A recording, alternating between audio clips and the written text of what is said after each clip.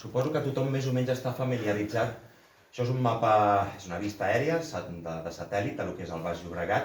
Hi ha diverses unitats de relleu. Llavors, és important, sobretot els que ens agrada llegir la mar a terra i saber el perquè de les coses, doncs identificar les diferents unitats. Tenim el Delta, tenim la muntanya de Montjuïc, el Pla de Barcelona, els petits turons que hi ha, Collserola i Garraf com a dos massissos rocallosos, la Vall del Llobregat i després el Vallès. El Baix Llobregat comprèn aquesta zona, va una miqueta més amunt, a tocar de Montserrat. Però degut a que també fem això avui aquí a Molins de Rei i degut a la riquesa que té paleontològica a nivell de fòssils aquest poble, doncs veureu que em centraré més en aquesta zona d'aquí.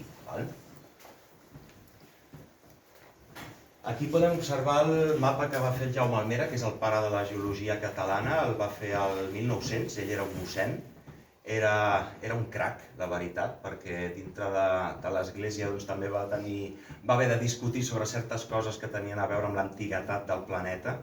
Era una època en la qual ja es començaven a saber datar les roques, que això és una cosa molt important, són processos químics i de laboratori complexes que no us ho explicaré, però gràcies a aquesta datació de les roques és quan s'ha pogut conèixer l'antiguitat del nostre planeta i cada vegada que un geòleg mira una pedra sap, en funció de la textura, del color, dels continguts minerals, dels fòssils que pugui contindre, doncs a partir d'aquí és com una labor de detectiu, amb la qual vas desxifrant què et diu el planeta. Doncs aquest mapa té molt de mèrit perquè va ser el primer que es va fer del Baix Llobregat com Déu mana i ell ja es va dedicar a pintar amb diferents coloracions els tipus de roca en funció de l'època o antiguitat que tenien. Més endavant ho veurem amb més claredat, però les roques més recents, per així dir-ho, són les que tenen una coloració més groga, com és el cas de Montjuïc, la zona del Vallès, i aquí, encara que no es veu del tot bé, però hi ha petites pinzellades que això pertany a sediments del Pliocè. Més endavant us explico de què va tot això. Aquí tenim el mapa geològic actual, dut a terme per l'Institut Cartogràfic i Geològic de Catalunya. És un mapa molt més acurat, molt més complex. Aquí veureu un batiburrillo de colors, vull dir, no us hi deixeu la vista, però és perquè veieu com amb els anys i amb les noves tecnologies s'ha pogut esmolar tot molt, molt, molt més. Llavors, el que m'he dedicat puntualment és agafar una escala dels temps geològics, el que abans us comentava, vull dir, la Terra és un planeta molt antic. Aquí podem veure que els primers indicis de vida són molt més enllà de 540 milions d'anys, és quan va començar una miqueta tot plegat. Llavors això és una escala dels temps geològics i al costat he afegit amb un color diferent, aquí es veurà una miqueta millor, només una miqueta millor, en funció dels colors que teníem al mapa geològic, els he adjuntat aquí per saber assignar quina és l'edat de cada cosa. De fet, tornaré a la imatge anterior, perquè aquí podreu veure, per exemple, aquest color lila, que és el Plistocè, que és molt recent, pertany a tota aquesta zona d'aquí, que és com rosada i lila. El color groc, que pertany a sediments del Pliocè i molt recents, doncs aquí l'observem a la plaça Espanya, zona de l'Hospitalet, Sant Joan d'Espí, a la Palma de Cervelló, a Molins de Rei, al Papiol també n'hi ha.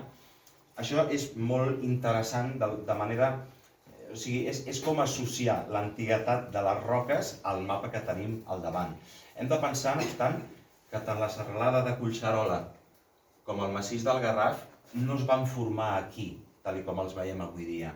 Això, hi ha hagut moviments tectònics, tothom n'està al corrent dels terratrèmols, de les coses que passen, no?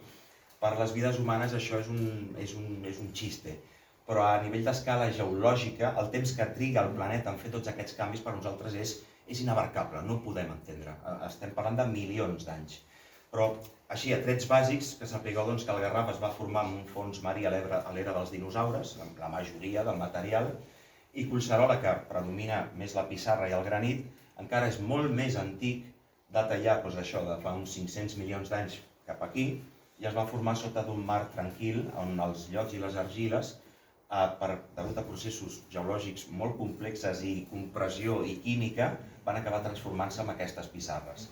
Aquests són els dos blocs que tenim aquí que ens caracteritzen al Baix Llobregat. He de dir també que, si us fixeu, tota l'escala geològica, només hi ha una petita franja que no la tenim representada al Baix Llobregat, però això és molt curiós, vull dir, no a tot arreu del món tenen la sort de poder tenir representada tota la història de la Terra, i al Baix Llobregat ho tenim. I de fet, matisant que aquesta és la zona del terciari inferior, quan van aparèixer els mamífers, sí que tenim una petita representació, si tiréssim més amunt aquí, que toquem els peus de Montserrat. Montserrat era un delta, l'Oligocè, i ja després us explico més coses, no? Però majoritàriament el que tenim al Baix Llobregat és una representació de totes les eres geològiques. I això és una cosa que crec que ho hauríem de valorar més, en general. I, òbviament, no només per part de la ciutadania, sinó de qui hauria de valorar-ho. Continuem. Les roques que caracteritzen el Baix Llobregat, n'hi ha moltes i molts matisos, però a grans trets tenim granits, pissarres i calcàries. On les trobem? A Collserola, al Garraf i als turons de Barcelona. He inclòs el Pla de Barcelona perquè, no és Baix Llobregat, però està molt interconnectat. Com podeu veure, aquestes roques tenen uns quants anyets, van des dels 590 fins als 290 milions d'anys. Estem parlant d'una època en la qual tothom sap què són els dinosaures, doncs els dinosaures encara no existien. Va ser una època amb un esclat de vida al Cambrià, que és un període molt inicial, en la qual molts invertebrats va haver una explosió de vida, i a partir d'aquí es van diversificar tant els vertebrats com van sorgir també les plantes, peixos, mol·luscs, equinoderms, moltes famílies d'animalons. Aquí al Baix Llobregat tenim un lloc molt representatiu, molt xulo, que és Santa Creu d'Olorda, on la fàbrica Sanson, fa molts anys, explotava unes calcàries per fabricar ciment. Aquí a la primera foto podem veure un d'aquests talls, es veuen uns estrats plegats. Això són les capes de sediment marí que es van anar dipositant per gravetat i per coherència, de manera horitzontal, però després amb els moviments tectònics i plegaments, el que era horitzontal ha acabat fent aquesta forma. En aquesta segona fotografia tenim pissarres i calcàries, que això també està bastant present als turons de Barcelona, al Papiol. Aquí tenim unes pissarres que són del Papiol, que són unes pissarres purpúries, que pertanyen a una època que és el Carbonífer, una època en la qual la vegetació va començar a germinar d'una manera molt esplendorosa. I aquí tenim una darrera foto que és a Santa Creu d'Olorda, on hi ha l'ermita, que hi ha la pedrera dels ocells, que en els últims anys s'ha conservat ja. Eren antigues mines, i aquí surten també unes pissarres bituminoses molt negres i amb diverses mineralitzacions, i això data del Silurià. No vull entrar molt en segons quines èpoques perquè acabareu amb el cap com un timbal. Senzillament que sigueu conscients que al Baix Llobregat tenim aquestes roques que són les més antigues i no són estèrils. Això vol dir que aporten informació sobre com es van formar i quins animalons hi havia perquè contenen fòssils. Anem a l'altre cantó del riu Llobregat i aquí tenim el Mesozoic. Això sí que és l'era dels dinosaures. Al Garraf, el bo que té és això, que tenim una molt bona representació de com era el mar, no terra ferma. O sigui, mentre el Garraf era mar i eren fons marins, amb criatures marines, de manera més o menys coetània, al Pallars Jussà teníem els iguanodons i els dinosaures i aquests jaciments on hi ha ous de dinosaure. Les fotos, doncs, això són materials del Triàsic, que són uns gresos i uns conglomerats vermells, que són de l'inici de l'era dels dinosaures, l'època és el Triàsic. Es van dipositar en zones continentals, hi havia predominància d'aigües dolces, i són roques que ja estan compactades, però si t'hi fixes, a dins està ple de còdols de quars i de trossets arrodonits d'altres roques, i això indica que es van formar mitjançant l'erosió i els cursos fluvials que anaven acumulant tots aquests materials. Si, per exemple, des de Molins de Rei mireu cap a Pallejà i veieu el coll de l'Ordal, veureu que a la part de dalt hi ha l'antena i hi ha calcàries blanques, però just a sota és tot vermellós. Si no, cap a la zona del castell d'Arampurunyà i Bruguers, allà també, aquell color vermell pertany a aquesta època. Això per tenir uns trets bàsics. La segona fotografia, això és la Falconera, al Garraf, que són calcàries d'origen marí. Està farcit tot el Garraf d'això. No és que siguin els fòssils molt abundants, però de vegada en quan sí que trobes, a part de mineralitzacions de calcita i minerals molt interessants, a vegades, si t'hi fixes amb paciència, veus que hi ha com petits talls que són ostres o mol·luscs seccionats. Això ens indica que el Garraf era mar fa entre 250 i 65 milions d'anys. Per últim, això és una pedrera que està als peus del coll de l'Ordal, entre Pallejà i Sant Vicenç dels Horts o la Palma de Cervelló, aproximadament, i com passa en moltes zones d'aquestes, que no és fins que a vegades no venen a explotar el terreny que tens accés a veure tota la informació del llibre de la història de la Terra. Aquí la foto ha quedat una mica fosca, però aquest tipus de roca va molt interrelacionat amb el primer. En aquest cas són gresos vermells d'un color molt intens i també pertanyen a l'època dels dinosaures i es van formar en un medi més aviat lacustre continental. Ara ja anem més cap aquí, anem més cap a el que d'alguna manera tocarem més avui. Això és el Cenozoic, l'era terciària, l'era en la qual els dinosaures ja no hi eren i va haver l'explosió dels mamífers i totes les criatures que d'alguna manera tenim una representació avui dia. Comença fa 65 milions d'anys, que és quan diuen que va caure el meteorit i es va exhaurir tota la fauna de rèptils gegants. I aquí és on tenim una molt bona representació, tant al Baix Llobregat com al Pla de Barcelona. Tipus de roca? Doncs tenim els gresos, que són com unes sorres compactades, les margues, que és un material tou, les argiles, que encara és molt més tou, els conglomerats, que són un tipus de roca formada per altres roques, és com si, ara si aneu al riu i veieu que hi ha tot de còdols i s'intercalen amb sorres, si allò es va sedimentant i es fosilitza amb el pas dels anys, allò acabarà sent un conglomerat. O sigui, és una roca formada o conformada per blocs i còdols arrodonits, tots ajuntats. Les bretxes són molt similars, és el mateix, però en lloc de còdols arrodonits tenim còdols irregulars, no han patit aquesta erosió que els ha arrodonit. D'alguna manera, tal com han caigut i han sigut arrossegats, han quedat sedimentats. I, òbviament, tenim sorres, que són molt més tubetes, que pertanyen a materials fluvials, crostes calcàries, que s'han format en temps bastant recents durant el Plistocè o Quaternari, quan hi ha hagut canvis de clima i degut a processos químics, els sòls i les terres amb els canvis de clima s'han compactat. Us ho estic explicant tot d'una manera molt liviana, vull dir, més que res per no... Si hi ha algun entès en geologia, que no em tiri una pedra al cap. Què més? Els llocs on podem trobar, és que és a tot arreu. Per començar, si fan obres aquí a Molins de Rei o on sigui i veieu una roca vermellosa, que és com una argila, un terreny tou, que és el que aflora superficialment, estem parlant de materials recents que pertanyen a l'època actual i segurament a l'era quaternària, que és el que geològicament és el més recent que tenim. A partir d'aquí, per exemple, això és a Miramar, a Montjuïc, a sota del mirador de l'Alcalde. Aquí predominen els gresos i les argiles, bàsicament. Montjuïc es va formar com un delta a partir dels materials arrossegats de Collserola. Més endavant veurem alguna recreació. Això són les escletxes, el Papiol, que és un lloc molt conegut pels escaladors i amants de natura. Això, originàriament, és també bastant coetani a Montjuïc. Estaríem parlant d'entre 13 i 16 milions d'anys. I les escletxes originàriament eren esculls de corall, acumulacions d'animalons, com passa avui dia als tròpics, que veiem aquelles estructures, inclús quan veus una imatge aèria, i veus tota aquella estructura d'animalons que l'han format entre les algues i els coralls i bancs de mol·luscs. Doncs les escletxes es van formar així, a partir de tots aquests bitxos. Per què són les escletxes? Per què tenen escletxes? Per què s'han trencat? Doncs perquè la base és aquest tipus de material que el trobem a Castellbisbal i al Papiol també. Són unes argiles vermelloses, una mica més antigues, de fa uns 21 milions d'anys. I què va passar? Que quan el mar s'hi va posar sobre d'aquests materials tan tous, va formar aquests esculls coralins, però quan aquests esculls, amb el pas dels milions d'anys, s'han fosilitzat i s'han convertit en pedra, al tenir una base tan tova i tan inestable, amb les pluges i l'erosió s'han anat trencant. Vull dir, no és el mateix que s'haguessin format amb un bloc de pedra estable i potser mantindrien molt més la seva fortalesa o conjuntura, però al tenir uns dipòsits tan tous a la base, que és el que passa a les escletxes, per això hi ha aquests fenòmens geològics tan curiosos de que veus aquests canons. Això és un primer tret de les roques que tenim més recents aquí al Baix Llobregat. Continuem.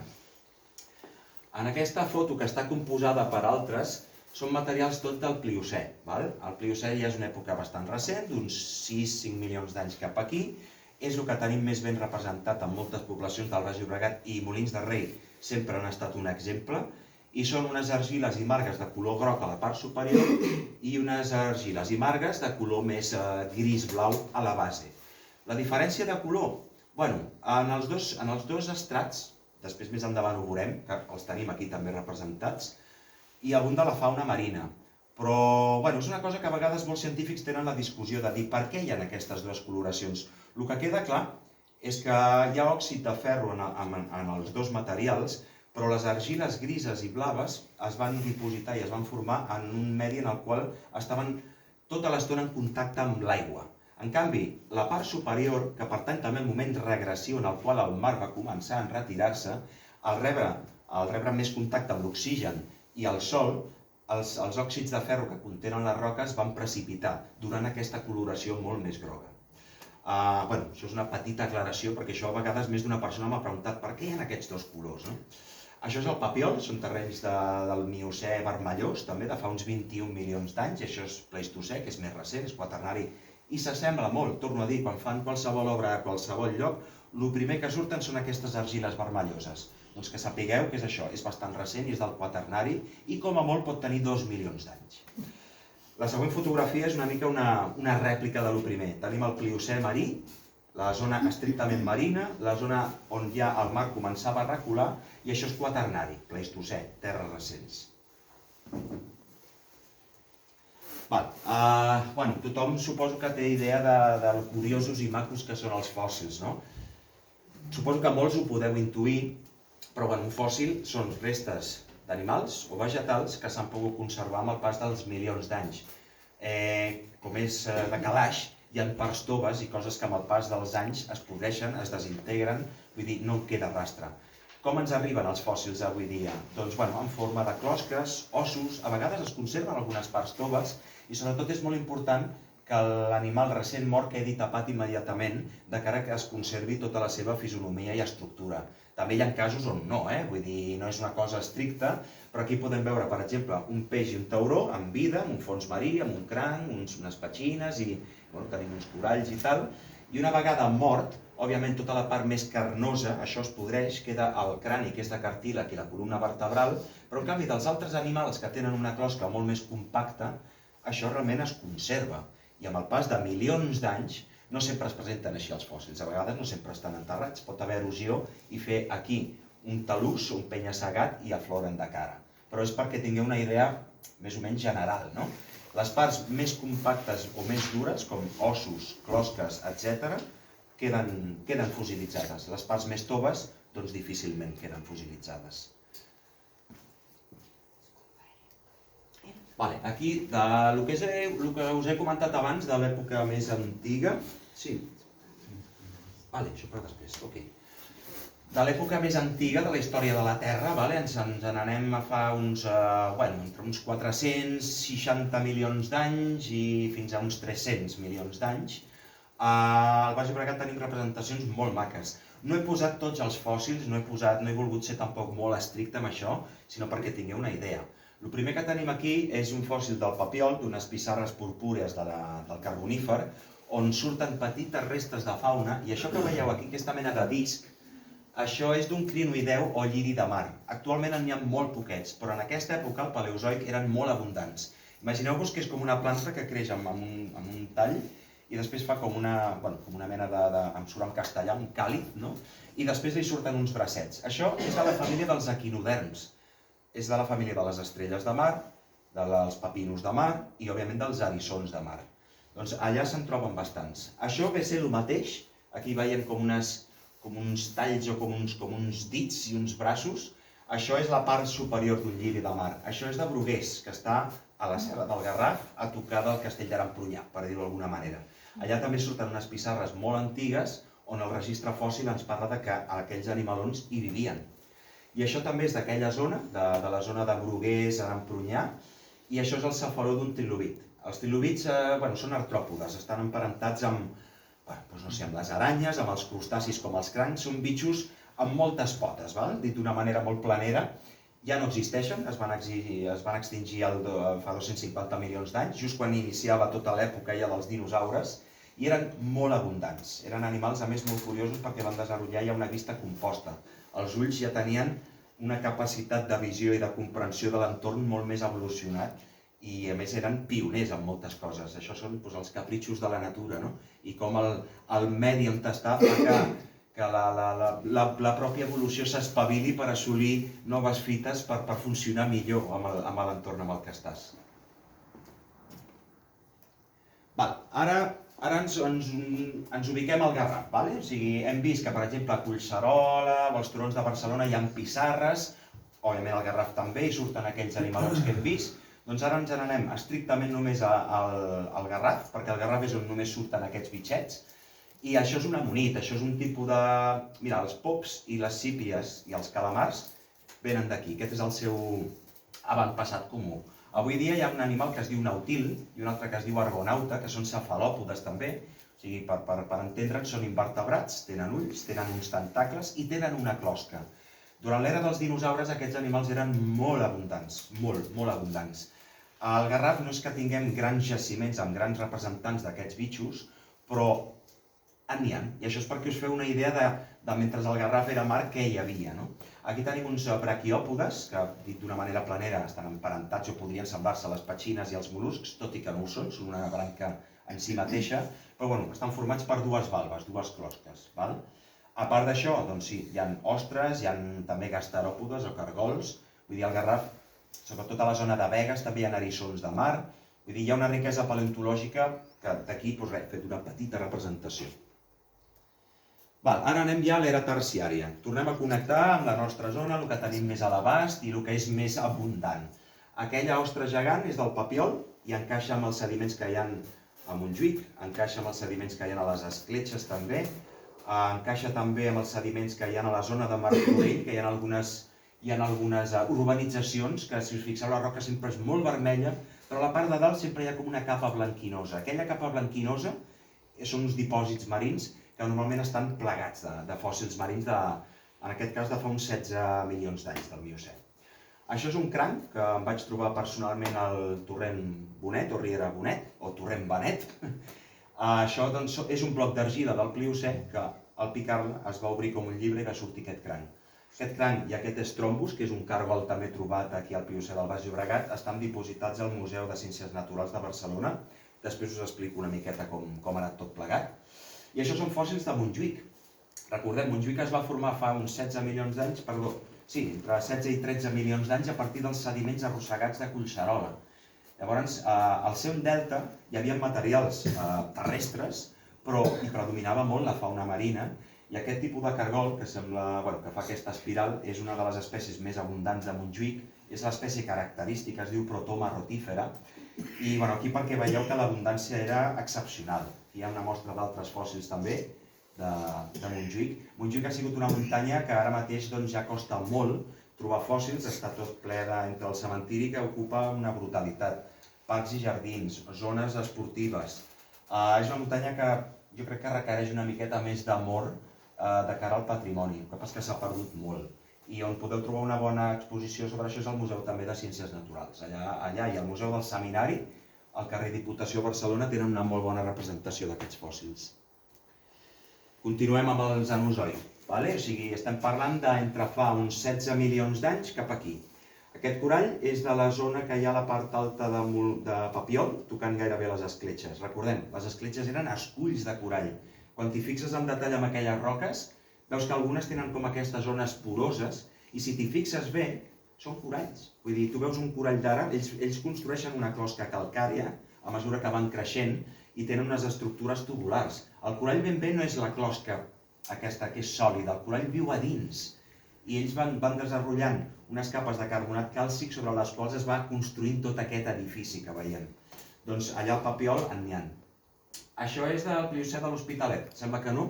Una ciutat és la ciutat més poblada de tota Europa, però tots els torrents que baixaven de Sant Pere Màrtir i de Collserola, el que anaven fent, al igual que Molins de Rei i a moltes altres poblacions, és excavar el terreny de manera natural fins que a la part del fons del torrent afloraven els sediments més antics. És com si tu ara fessis un forat i diguessis vull veure què hi ha, o sigui, el vermell és el més recent, però què hi ha més avall?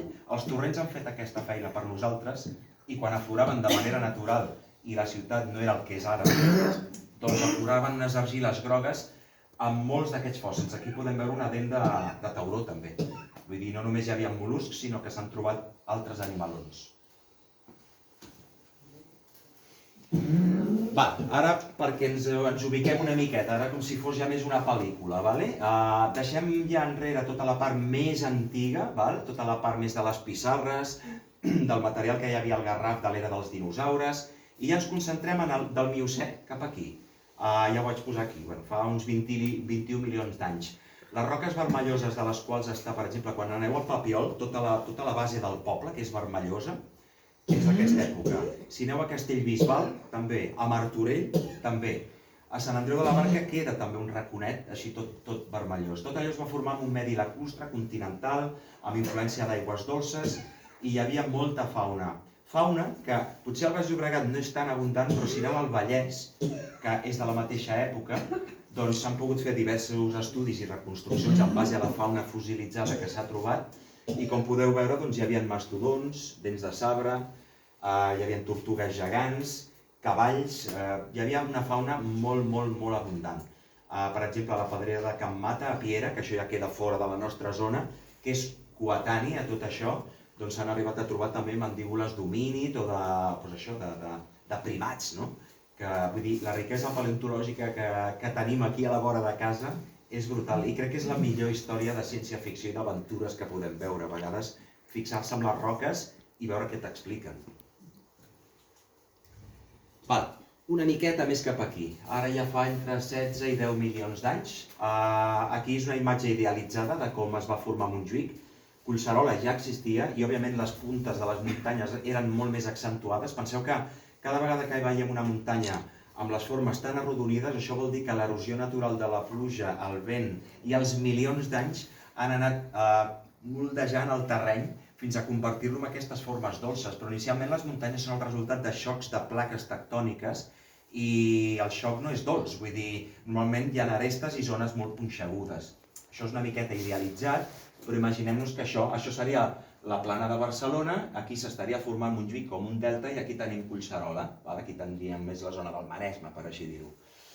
Montjuïc avui dia, òbviament, és això, amb aquesta cosa tan lletja que se li diu Port de Barcelona al davant, i les úniques zones on podem apreciar com es va formar Montjuïc i quins fòssils té, doncs, és amb algunes pedreres aïllades aquí, a la carretera de Miramar, i poca cosa més, perquè no han deixat molta zona visible.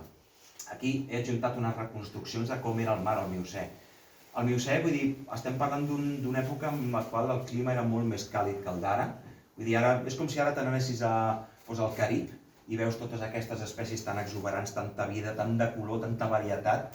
Doncs més o menys imaginem-nos Montjuïc o la zona de les escletxes del Papiol, doncs com si fos això, molta abundància de vida. Aquí no entrarem cada bitxo perquè a més es veu molt petitó, però aquí veiem un corall com el que us comentava, amb aquests forats tubulars i, això, una riquesa molt bèstia que a poc, amb el temps, va anar canviant, ja ho veurem.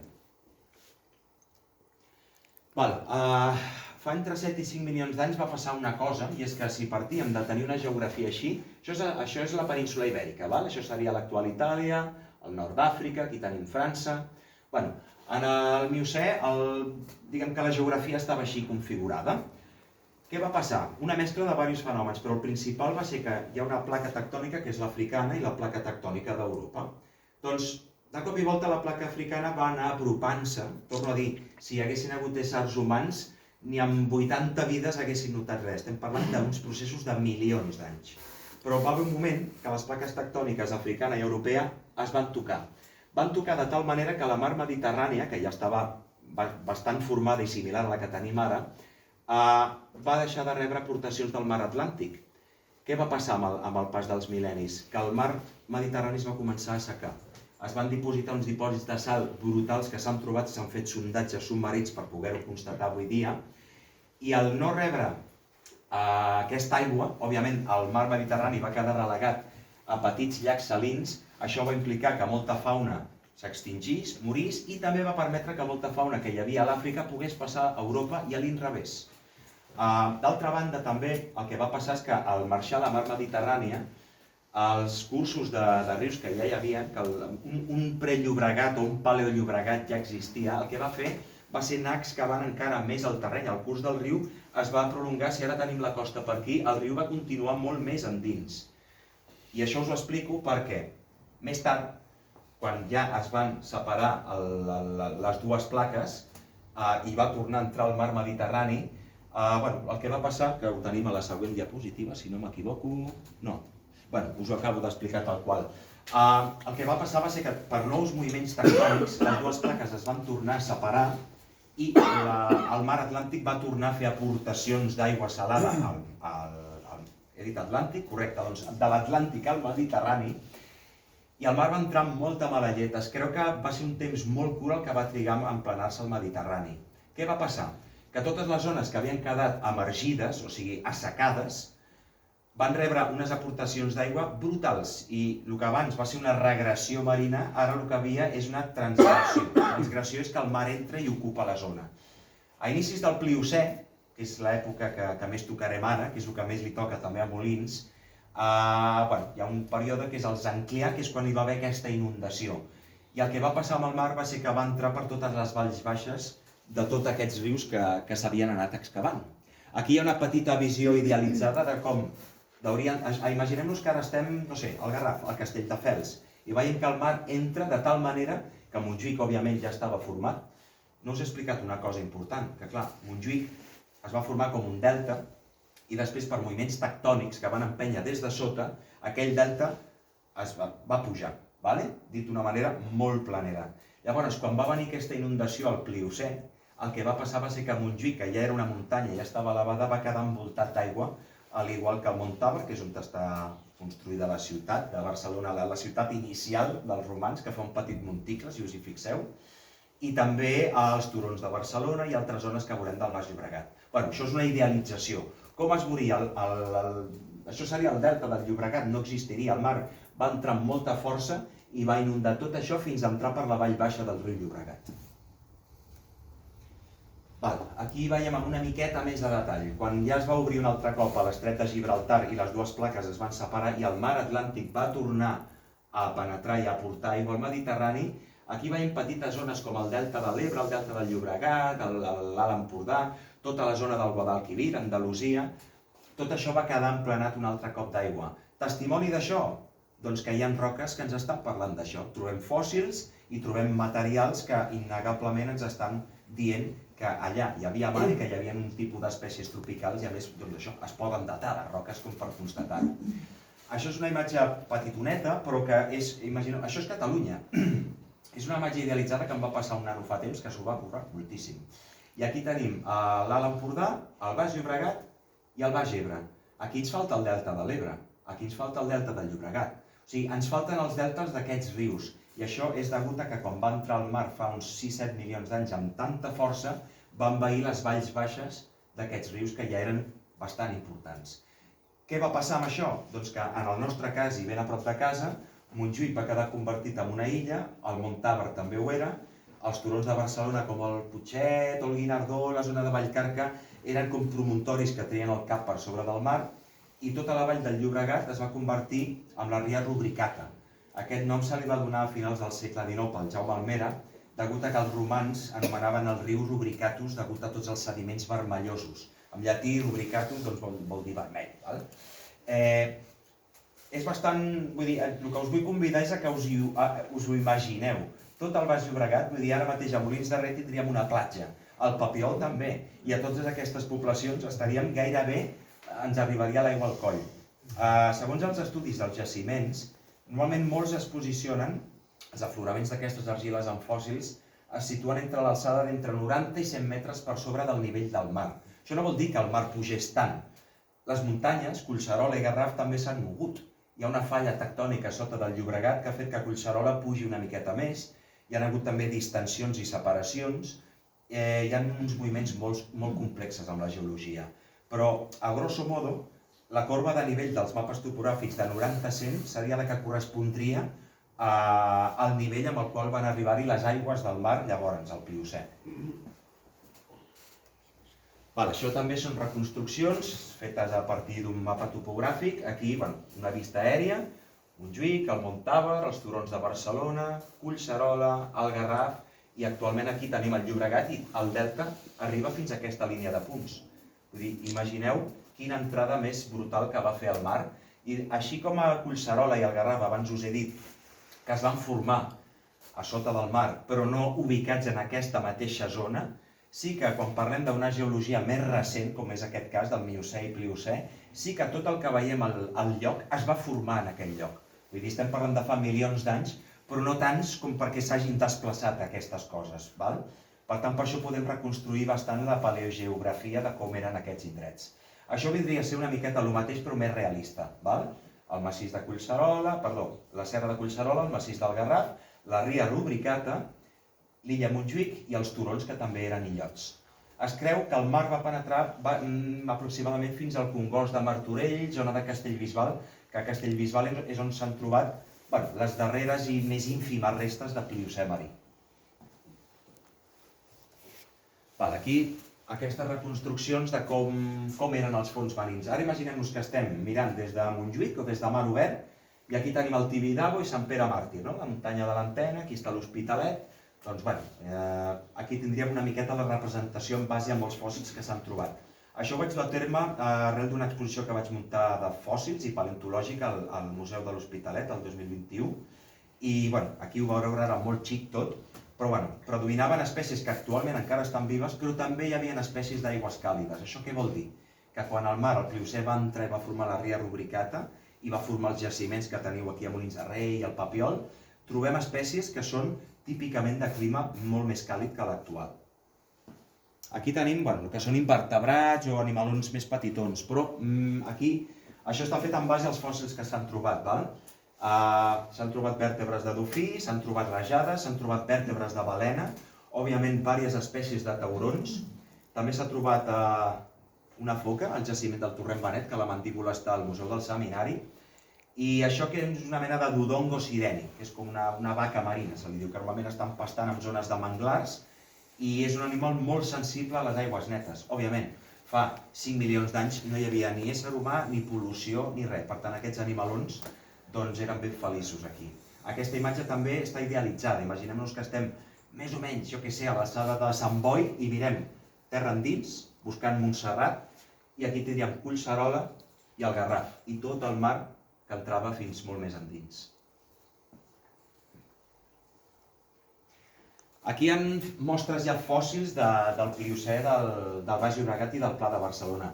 He inclòs Pla de Barcelona perquè, tot i que no afloren els jaciments, sí que mitjançant sondatges s'han trobat aquests sediments del Pliocè i s'han trobat fòssils, i òbviament a principis del segle XX, quan Barcelona no era el monstre que és ara, doncs la fisonomia que deixaven entreveure els torrents que anaven excavant tot el terreny, doncs això, els mateixos talussos o penya-segats que formaven els torrents deixaven entreveure aquests sediments d'on sortien aquests fòssils. Al principi allà tenim dents de tauró, una vèrtebra de balena, això són unes dents o plaques mastegadores de rajada, i això és la cua de la rajada, que és tota serrada. Allà tenim una vèrtebra de dofí, unes costelles de sireni i més dents de tauró. I aquí tenim invertebrats. Tenim mol·luscs, com el Tethys thrombus coronatus, que és una espècie bastant emblemàtica, i a més, si trobes aquest cargol saps directament que les aigües eren molt més càlides que les actuals. Aquí tenim un eriçó de mar, un bivalve, el cranc que heu vist abans, i diversos tipus de mol·luscs, coralls també. Això és la nacra, que ara està en perill. Aquest mol·lusc avui dia per excés de pesca ja gairebé no es troba al Mediterrani, però llavors el Pliocè era molt abundant també. Això són fòssils del Torrent Benet. Encara que els veieu així, també us he de dir, vull dir, en funció de l'antiguitat, sembla una relació molt tonta, no? Però quan més antic un fòssil, més aviat, més te'l trobes distorsionat o més convertit en pedra. El Pliocè, dintre del que és l'escala dels temps geològics, és un acudit, és un moment, fa 4 dies d'això. Per què us dic això? Doncs perquè la fisonomia d'aquests fòssils gairebé pots dir, escolta, això sembla de fa uns anys, si la closca es manté, no són de pedra. Pots agafar algun dels que teniu vosaltres aquí al museu, que són ben macos, que són d'aquesta època, i no pesen. Bueno, és que són més recents. Òbviament, si això es queda enterrat al seu lloc i deixem passar els milers i milers i milers d'anys, les argiles amb les quals estan inclosos es convertiran en un altre tipus de roca que faran que el fòssil sigui una cosa molt més compacta.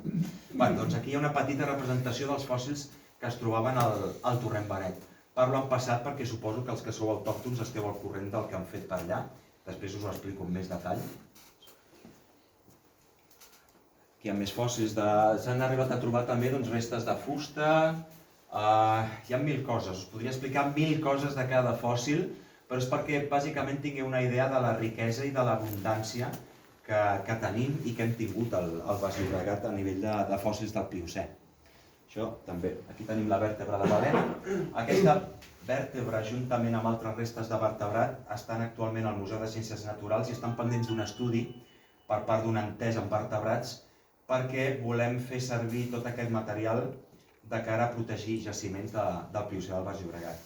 L'home és tan egocèntric que si troba restes de vertebrat, llavors és com, ostres, això s'ha de conservar. Per què? Perquè s'assembla a nosaltres.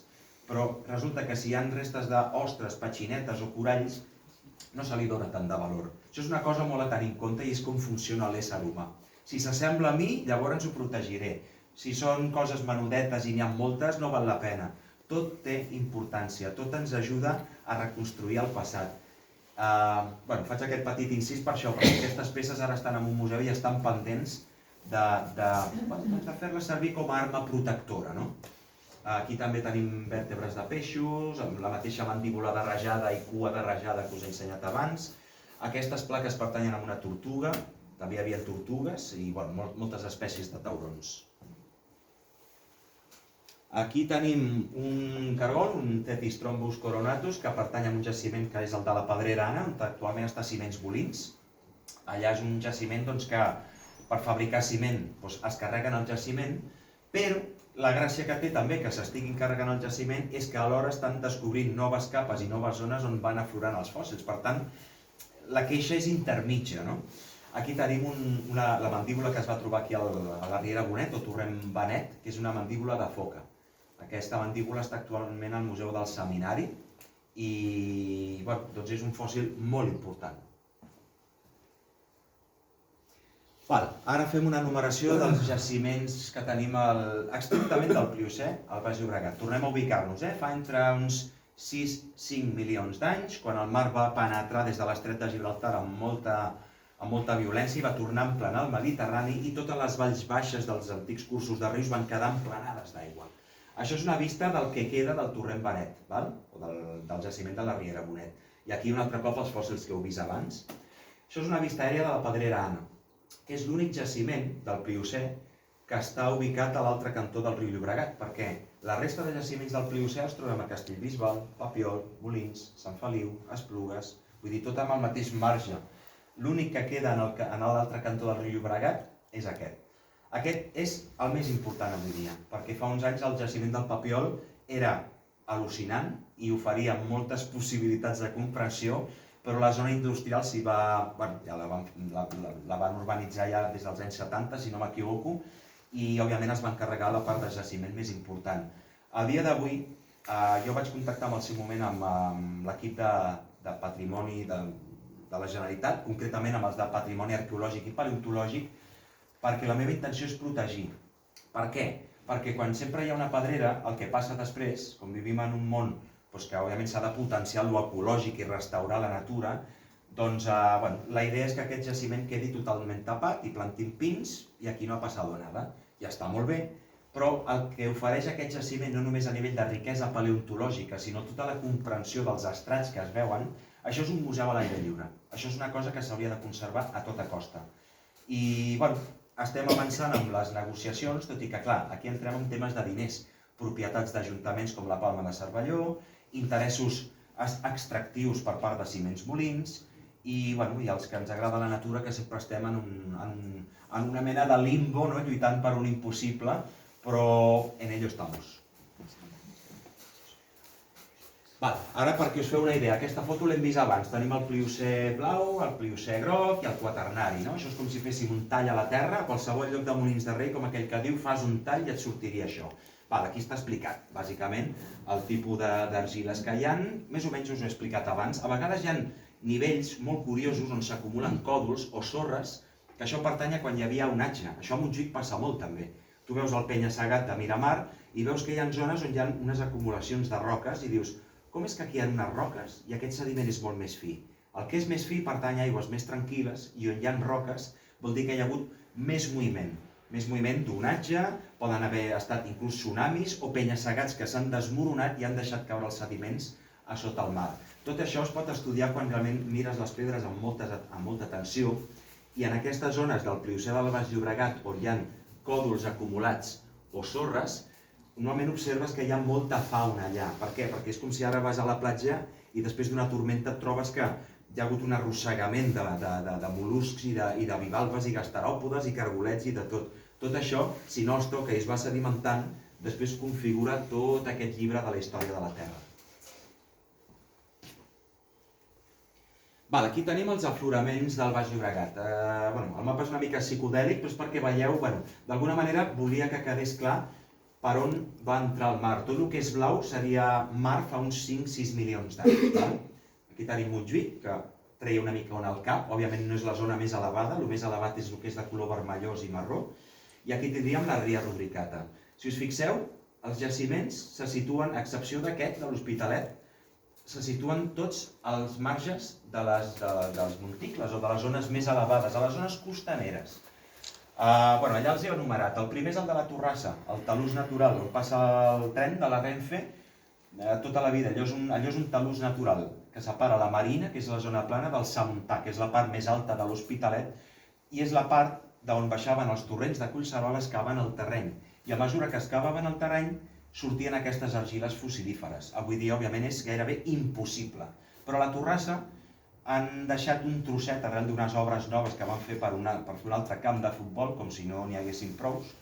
Doncs allà va quedar un trosset a la part elevada, on ara us ensenyaré les fotografies, on afloren unes argiles grogues on hi ha fòssils de vegetals i també hi ha mol·luscs fossilitzats. Una miqueta més al costat, al barranc d'Esplugues, també allà hi havia bòbiles fa molts anys que explotaven aquestes argiles, com passava aquí a Molins de Rei, i explotaven les argiles fossilíferes per fer negoci i fer el que havien de fer. Tampoc ha sigut una cosa dolenta, el de les bòbiles, però no ha sigut tan dolent com la urbanització tan intensa que tenim avui dia. Més endavant tenim els jaciments de Sant Feliu, entre el torrent del Terme, la Riera de la Salut, el torrent de Can Miano i l'antiga masia de Can Albareda i voltants, allà encara queda algun tall amb argiles. Més endavant veureu totes les fotografies. Aquí tenim el jaciment de... Aquest ha tingut molts noms. La Riera Bonet, Torrent Benet, el Terral del Joventeny, que tinc entès que era un terral, el Torrent de la Mariona, el Tac, n'ha rebut molts de noms aquest jaciment. Aquest és el que recentment s'ha convertit en aquest barri que es diu el barri de les Guardioles, o l'extensió del barri de les Guardioles, que s'ha carregat un 80-85% d'un jaciment. Aquí tenim el de la plaça de les Bruixes, que és el circuit de motocross, que això era també una pedrera, però avui dia és gairebé inexistent el material que puguis trobar allà. Aquí tenim ja la zona de la Riera del Molí i les Llicorelles, també, que recentment per construir la nau industrial de DSV s'han carregat la meitat d'un altre jaciment. Aquí tindríem la zona ja industrial del Papiol. Aquí tenim el turó de la Gatxarella, que és el Castellbisbal, que és un trosset on afloren les argiles, i a l'altre cantó del riu Llobregat tenim el jaciment de la Pedrerana, que no existiria si no fos perquè Ciments Molins va dedicar-se a fer uns sondatges, veure que hi havia matèria prima, que són argiles del Pliocè, per fer ciment, i van fer tota aquella pedrera tan enorme. S'ha de dir que el Jaume Almera, que és el pare de la geologia aquí a Catalunya, a finals ja del segle XIX va determinar aquí unes sorres grogues amb restes, i a partir d'aquí també aquests estudis han servit a molta gent que es dedica a fer negoci amb el tema del ciment i les pedreres i l'explotació de roques.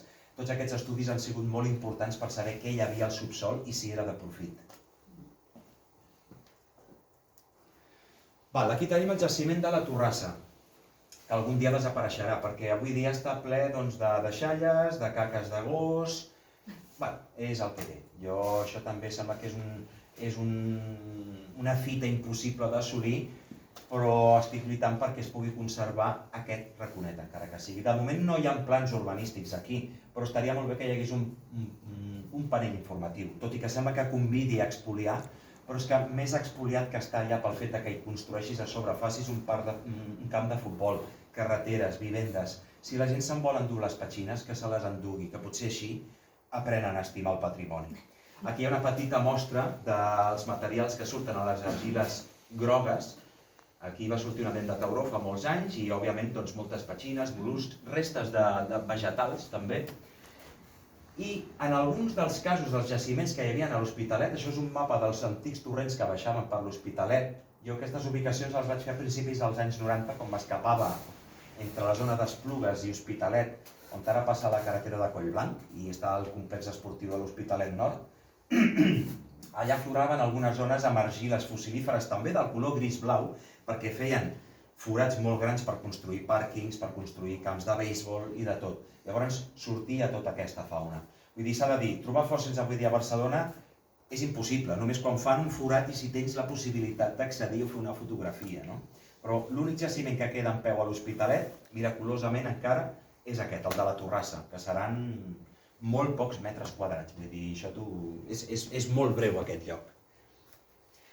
Val, ara seguim fent el repàs. Aquest és el jaciment de les Llicorelles, Riera del Molí o zona industrial que hi ha entre Molins de Rei i el Papiol. Avui dia en aquesta zona ja està la nau industrial de DSV. Això originalment sé que hi havia com una mena de deixalleria, però també hi havia un camí rural ben maco, que ja no existeix. I aquí tornem a veure el que us he comentat abans. Argiles grises i blaves de base d'un medi estrictament marí o dipositat en un medi d'aigües més profundes, i la part de dalt són les mateixes argiles però d'una altra coloració, amb un contingut faunístic similar però que pertany a un moment en el qual el mar ja estava fent una regressió. Hi ha diferents vistes del mateix lloc. Això és abans de que s'ho carreguessin. Aquí ja li han fet una mossegada al terreny, això és de com era abans. I això és la part del darrere d'aquest monticle, o sigui, la part del darrere d'aquest arbre és això. Aquí també fins fa res hi havia com unes deixalles d'una zona, hi havia com una fàbrica que deixava anar tot de peces de metall, no sé de què era exactament. Ho van buidar i tinc entès que aquests terrenys són propietat també de DSV i fabricaran alguna cosa. La pena és aquesta, que amb el patrimoni que tenim, que no es conservi cap d'aquests racons com és això, com el tresor que és a nivell didàctic. Ja veureu, és que és constant, l'agressió contra el Pliocè és constant. Això és la zona industrial del Papiol.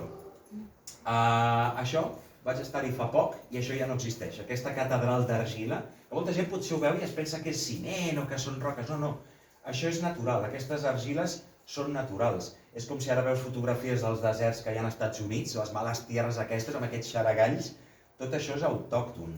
Llavors, la zona extractiva que encara queda en actiu al Papiol, doncs encara va gratant, encara surten alguns fòssils, però recordem que la part més important va quedar ja soterrada per les indústries. I això ara tinc entès que l'Ajuntament del Papiol vol engrandir la zona industrial i és molt possible que aquesta zona que encara està a la vista rebi.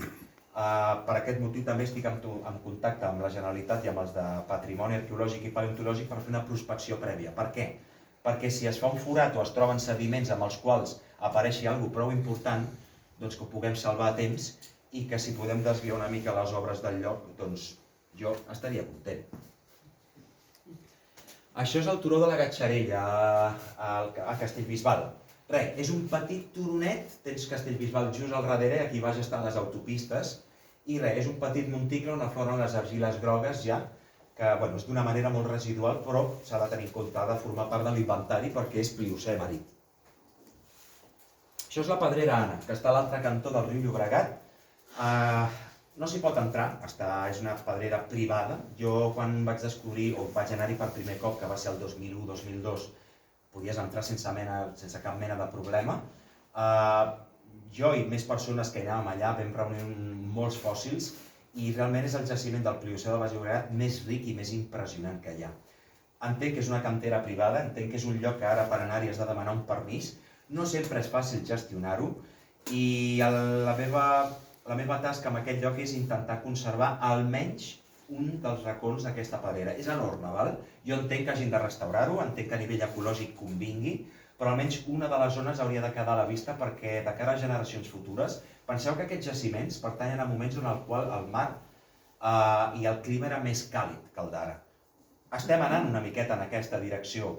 Estudiar aquests jaciments i la fauna que l'inclouen d'alguna manera ens ajuden a comprendre què pot passar més endavant. Per tant, destruir les proves és absurd. A part que a nivell estètic i cultural crec que és algo molt bonic de conservar i que els ajuntaments jo crec que haurien de tenir en compte també. Doncs aquí veieu diverses vistes. En aquest jaciment veus molts tipus de sediments diferents. Pels que ens agrada la geologia és la millor pel·lícula d'aventures. Inclús hi ha moments on et trobes blocs de gres vermell del Triàsic de fa 250 milions d'anys que estan envoltats d'argila del Pliocè. Això vol dir que és com si estiguessis bussejant. Imagina que estàs fent snorkel i de cop i volta veus un bloc de roca amb coralls i ostres enganxats. Doncs aquí vas caminant i aquestes argiles grises del Pliocè és el material del fons marí, però la roca encara conserva les ostres enganxades de fa 5 i 6 milions d'anys. Vull dir, és un lloc a nivell didàctic És al·lucinant. Papiol era així, ja no existeix. El torrent Benet queda encara un trosset així, però havent-se carregat el 85%, sincerament, ja no té aquests valors didàctics. Això és el terral de la plaça de les Bruixes, o el circuit de motocross, o tal. Això, a principis dels anys 90, ja va deixar de... Bueno, es va convertir ja en un circuit de motocross, i avui dia ho van reemplenar tot amb terres més recents, i totes les argiles fossilíferes, que eren aquestes, avui dia, si trobes alguna amb algun marge com aquí, és un miracle. Però bueno, has d'anar en compte perquè no et passi una moto per sobre. Jo entenc que la gent tingui aquesta afició per l'esport i tal, però aquest era un jaciment molt, molt interessant. Aquí es va arribar a trobar l'esquelet d'una sípia, l'esquelet intern, i això és una cosa ben, ben estranya. Tot això està estudiat també. Acabem amb el tostón dels jaciments. Això és Sant Feliu de Llobregat. Això és entre... A la riera de la Salut tocant a la zona industrial i a la mateixa població encara hi ha un marge on afloren aquestes argiles. Però això és més de la zona del torrent de Can Miano, Can Albareda, el torrent del Terme també hi ha un trosset que aflora una micona. I, avui dia tot això està molt difícil accés. La vegetació ha proliferat també en aquests últims anys, per tant, els que ens agrada estudiar això també ens costa molt arribar. I aquí ja abans afloraven les argiles grises, però han quedat ja envoltades de tota aquesta vegetació i avui dia ja no són accessibles. El que sí és accessible és la part superior de les argiles grogues, que aquí el que ofereix majoritàriament són restes de vegetals. És quan el mar del Pliocè començava ja a retirar-se. Hi ha uns talls divins de quaternari, recordem, de 2 milions d'anys cap aquí, que és més recent, i hi ha terrasses fluvials també conservades, de quan el Llobregat era molt més extens. S'han arribat a trobar restes de mamífer, inclús un ullal de mamut, que ara no recordo el lloc, però més a la vora de Manresa, per on passa el riu Llobregat, hi ha sediments d'aquest mateix tipus, on s'han trobat restes de grans mamífers de l'edat de gel, que és el Plistocè. Ara aquí ja entrem en nostàlgia pura del torrent Benet o Riera Bonet. Així era. És un jaciment que jo me'l vaig patejar molt, molt, molt. Es feien tots aquests xaragalls degut a l'erosió, sobretot de l'aigua. Com l'argila és tan tova, a la que plou amb intensitat, aquests terrenys s'erosionen fàcilment. I, al igual que passa amb els torrents, el que fa és l'aigua es va menjant el terreny, va erosionant i va deixant al descobert les capes més antigues a mesura que avança. Llavors la fisonomia d'aquest lloc era una santa meravella. Avui dia només queda aquesta part d'aquí dalt. Això ha quedat terraplenat i passa una carretera per aquí dalt. Ara veurem algunes fotografies més. Això és la zona que avui dia encara es conserva. Les fotos estan fetes fa uns anys, però encara es conserva aquesta zona. El que va passar amb aquest jaciment és que jo l'any 94 em vaig trobar una vèrtebra de balena. La vaig conservar a casa com un tresor. I en el moment en el qual vaig assabentar-me que aquest jaciment corria perill, i de fet les obres es van començar a efectuar el 2014-2015, jo el 2008 vaig enviar una carta a l'Ajuntament notificant la importància d'aquest lloc. Vaig intentar buscar ajut dels paleontòlegs i gent que són professionals més que jo, però no hi va haver una resposta molt clara. I vaig dedicar el 2009 a fer un treball per reivindicar la importància del patrimoni d'aquest jaciment. No va servir de res, les obres del barri de les Guardioles van avançar, i llavors el 2022, veient que el pla de les obres incloïa el fet que destruïssin una part ja molt més important del que jo em pensava i havia vist al pla original, vaig voler protegir el jaciment a tota costa. Vaig avisar els meus amics geòlegs, vaig moure cel i terra, i el que se'm va recomanar és que per protegir aquest jaciment, la meva col·lecció, que la tenia a casa, la diposités al Museu de Ciències Naturals. Tot això va ser mitjançant la Generalitat i el Cap de Patrimoni Arqueològic i Paleontològic, i tenint la meva col·lecció, inclosa la vèrtebra de balena trobada aquí, tenint tot això inventariat, oficialitzat, i al Museu de Ciències Naturals, llavors es podien emprendre totes les gestions de cara a protegir aquest lloc. Jo entenc que aquesta burocràcia s'ha de fer, però ha anat lent, però hem aconseguit que aquest raconet del jaciment quedi inventariat com un espai d'interès geològic i forma part del patrimoni geològic. Òbviament tu hi si vas, no està ni tancat, ni hi ha un panell informatiu, perquè segons la regidora d'Urbanisme de Molins de Rei em va dir que millor no posar un panell perquè llavors ens convido a expoliar.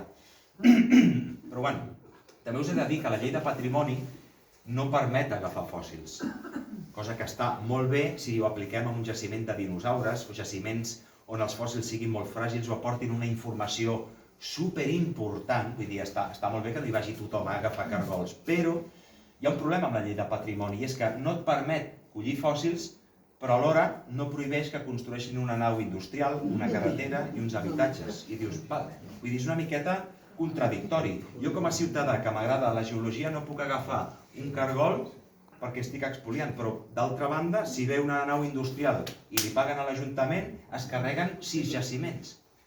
Oi que no és gaire coherent? Per mi no ho és.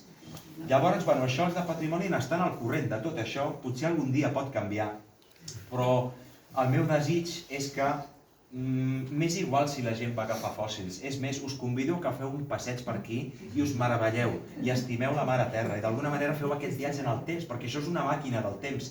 Si voleu quedar-vos algú amb record, això està filmat, després si ho veu algú, potser em venen a buscar a casa, però m'és igual. El tema és, si la gent no coneix el que té, tampoc ho pot defensar. Llavors crec que les lleis haurien de ser una miqueta més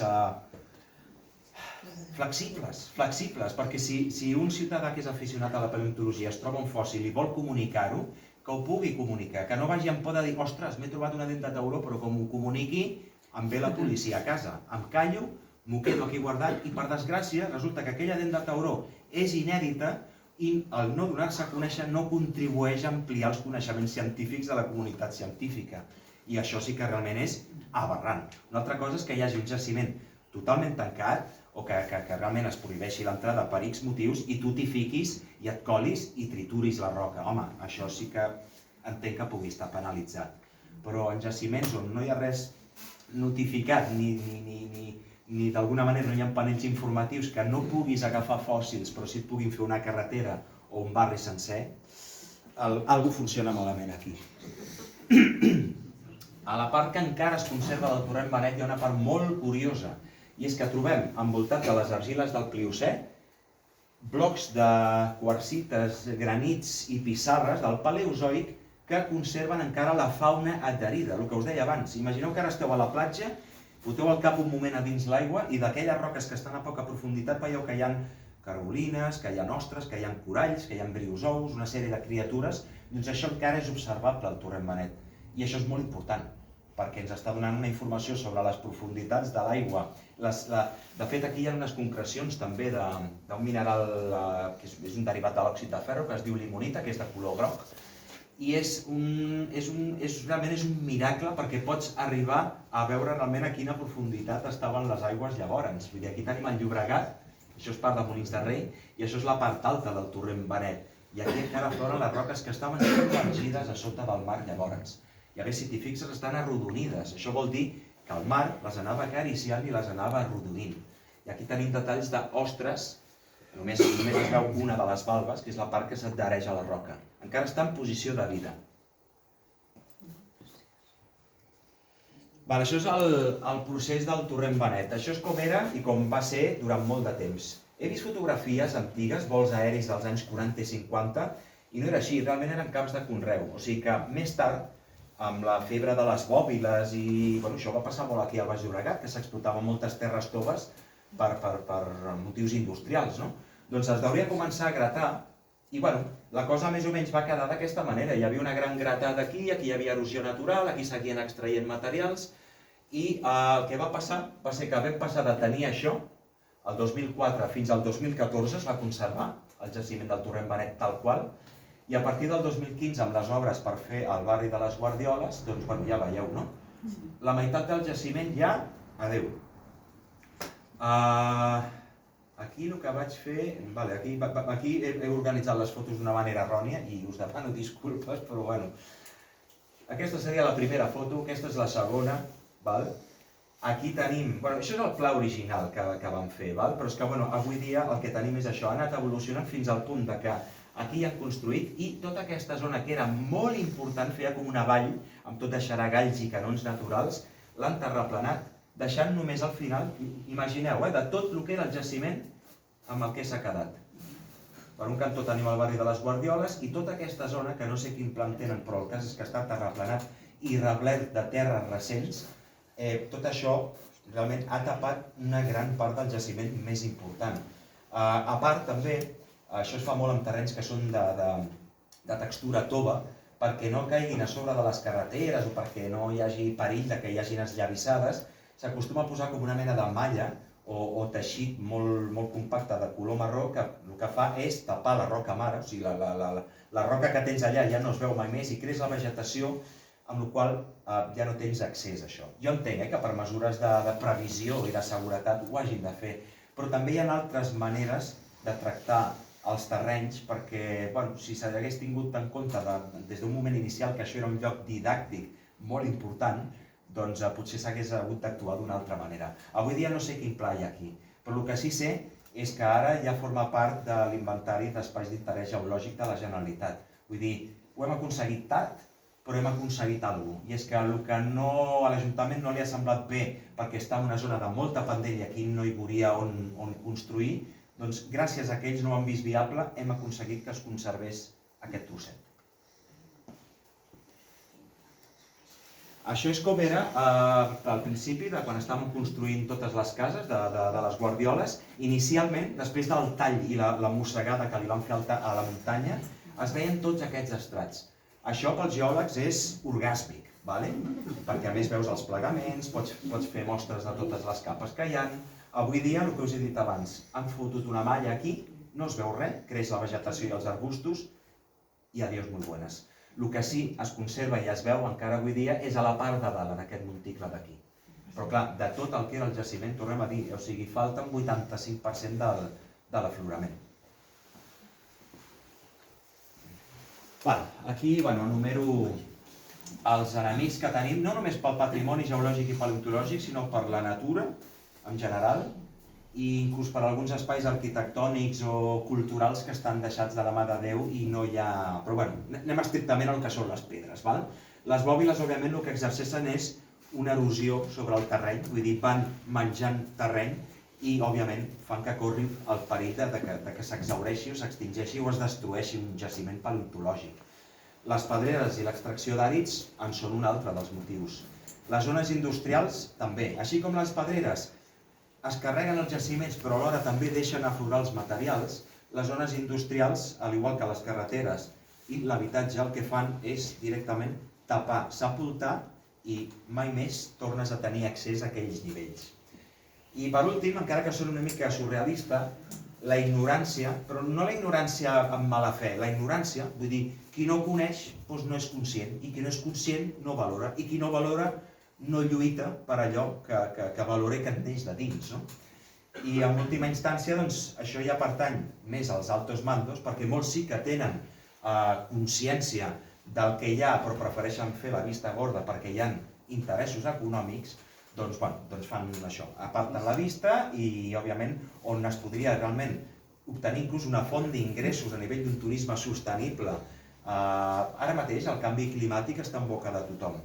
Vull dir, els jaciments que tenim al Baix Llobregat, que són geològicament recents, pertanyen en una època més càlida, això, qui volgués veure diners amb això, de cara a fer museus a l'aire lliure, vull dir, òbviament no es tracta de fer museus perquè la gent tingui por al canvi climàtic, sinó perquè comprenguin que venim ja de canvis on el clima era més calent, després s'ha refredat i la Terra és cíclica. L'home, òbviament, contribueix a que tot sigui molt més acusat avui dia. Però si aquests jaciments i en general el patrimoni geològic s'enfoqués com una finestra al passat en el qual pots conèixer com era el clima i moltes més característiques que ja no hi tornaran però que potser es presenten en un futur, realment jo hi trobo que aquí seria un filon que molts ajuntaments haurien d'explorar.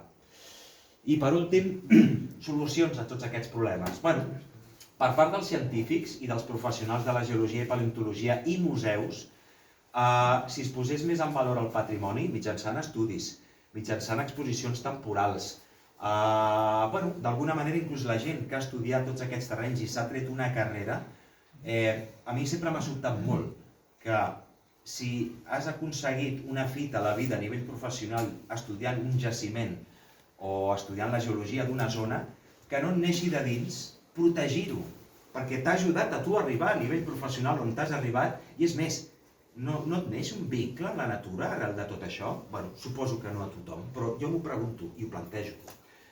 Després, la divulgació a la ciutadania. Bueno, doncs jo estic fent això, ho faig amb tot el meu cor i em consta que hi ha molta gent que cada vegada més, ja siguin associacions, entitats, esplais, doncs d'alguna manera intenten transmetre això tant als nens, que són el futur i és el més important, com a tot tipus d'edats. Vull dir, el que no es coneix no es pot defensar i protegir. Vull dir, si no ho coneixes, no ho estimes. Si no ho estimes, no lluitaràs per allò. Això és bàsic, no? Doncs s'ha de donar a conèixer a la ciutadania tot el que hi ha al voltant. Després, des del sistema educatiu veig clarament que ara mateix s'està dient, no? Hi ha molts riscos d'inundacions.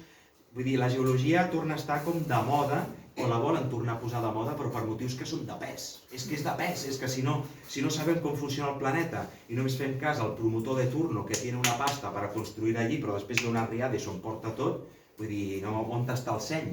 Per tant, si des del sistema educatiu amb els nanos se'ls instiga no només això, que això et pot donar diners, conèixer els riscos que hi poden haver, sinó és la millor història que se li pot explicar a un nen. Als nens els encanta els dinosaures i la prehistòria.